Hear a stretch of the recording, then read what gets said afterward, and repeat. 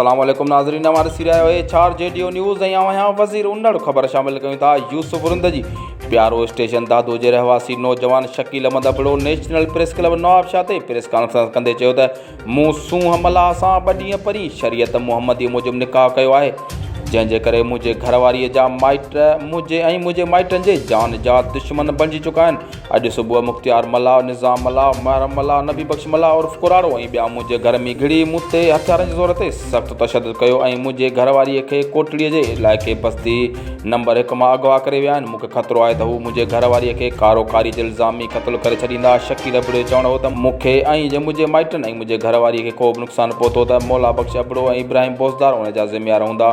संदन वधीक चवणु आहे त उहे SHO रुकन इब्राहिम बोज़दार मुंहिंजे भाउ इशफाक़ अबड़ो खे गिरफ़्तार करे गुम करे छॾियो आहे। शकील अहमद अबड़े वज़ीर आला सिंध, IG सिंध, पुलिस ऐं वसवारनि खां मुतालबो कयो आहे त असांखे तहफ़ुज़ फ़राहम कयो वञे ऐं गिरफ़्तार भाउ खे जल्द खां जल्द आज़ादु कयो वञे। मुंहिंजी घरवारीअ खे बाज़ियाब कराए मुलज़ माण्हुनि ख़िलाफ़ कार्रवाई करे असां सां इंसाफ़ कयो वञे। HRJDO न्यूज़ में फ़िलहालु एतिरो ई। वधीक ख़बरुनि अपडेट्स लाइ ॾिसंदा रहो HRJDO न्यूज़।